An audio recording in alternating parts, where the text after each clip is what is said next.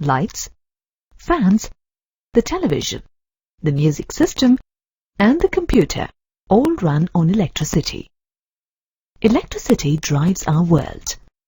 Electricity is also known as electric current. In this lesson, you will learn about electric current, its causes and applications. At the end of this lesson, you will be able to identify the features of electric current, explain how potential difference generates electric current, define electrical resistance, identify the factors affecting resistance, and state and apply Ohm's law. Before learning about the cause and applications of electric current, let us examine the features of electric current. Typically, in a conductor, free electrons move randomly. When these electrons are influenced to move uniformly in a specific direction, we get electricity, or electric current. The direction of electric current is the same as the direction of flow of electrons.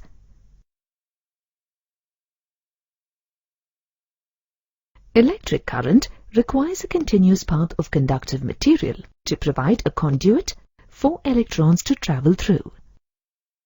Electrons move in the empty spaces within and between the atoms of a conductor.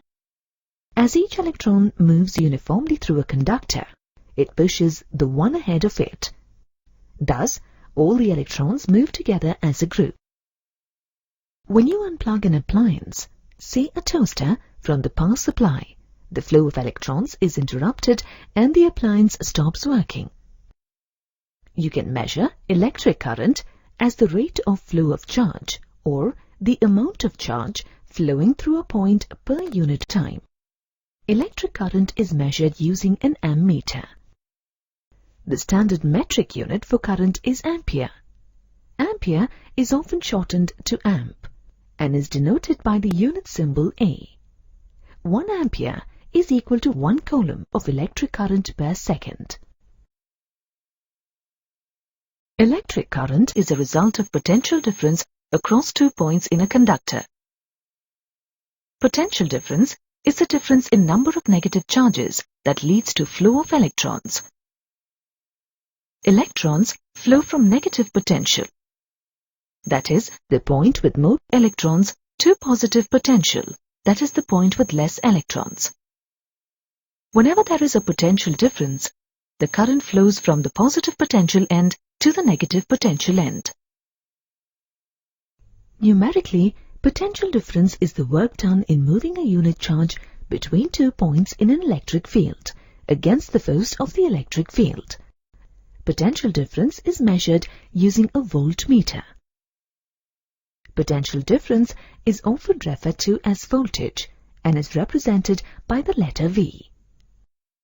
If the work done to bring a charge of 1 coulomb from one point to another is 1 joule, then the potential difference between the points is 1 volt.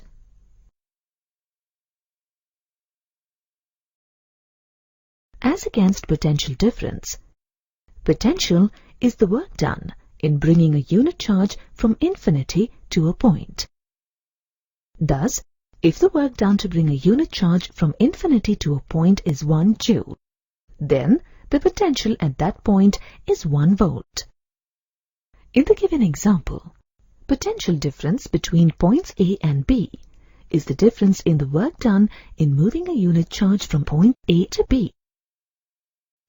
Conductors can be in solid as well as liquid states. In solid conductors, positive ions are immobile, and only the negatively charged electrons flow from high negative potential to positive potential. This flow of electrons is known as electric current. In liquid conductors, the current is caused by the flow of charged particles in both directions at the same time. In addition to potential difference, electric current is impacted by another factor called electric resistance.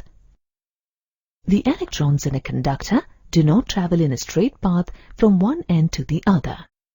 While moving across the conductor, the electrons collide with fixed atoms within the conductor, encountering hindrance in their movement.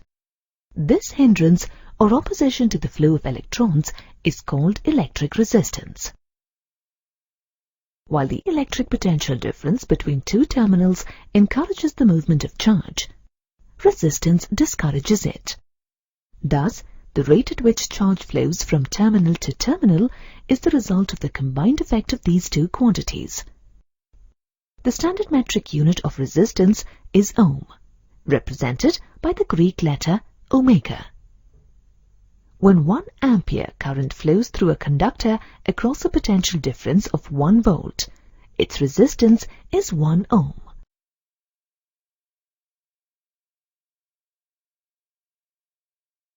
Resistance to charge flow within a conductor is affected by some clearly identifiable variables. First, the resistance of a conductor is directly proportional to its length. The longer the conductor, the more resistance it offers. After all, if resistance occurs as a result of collisions between electrons and the atoms of the conductor, then there are likely to be more collisions in a longer conductor. More collisions mean more resistance. This relationship between resistance and the length of the conductor is termed as the law of length. Secondly, the resistance of a conductor is inversely proportional to its cross-sectional area. Larger the area of the conductor, lesser the resistance offered. This relationship between resistance and the area of a conductor is termed as the law of area. The third factor that affects resistance to charge flow is the material that a wire is made of. Some materials are better conductors than others and offer less resistance to the flow of charge. For example, silver is the best conductor. However, silver is never used in wires of household circuits, as it is expensive. Copper and aluminium are among the least expensive materials with suitable conducting ability to permit their use in wires of household circuits. The conducting ability of a material is often indicated by its resistivity. Resistivity of a material is the resistance offered by a conductor having unit length and unit area of cross-section. The resistivity of a material depends upon its electronic structure and its temperature. The fourth factor that impacts the resistance of a conductor is temperature. For most materials, resistivity increases with increasing temperature. The variables affecting resistance can be mathematically written as R is equal to rho L divided by A, where R is the resistance in ohm, rho is the resistivity in ohm meter, L is the length of the conductor in meter, and A is the cross-sectional area of the conductor in meter square. In 1827, a German scientist, George Simon Ohm, conducted a series of experiments to study the variations in electric current when the potential difference across a conductor was changed. With the findings of his experiments, he postulated Ohm's law, which explains the relationship between electric current, voltage, and resistance. Ohm's law states that electric current through a metal conductor in a circuit is directly proportional to the potential difference or voltage across it, and inversely proportional to the resistance between its ends.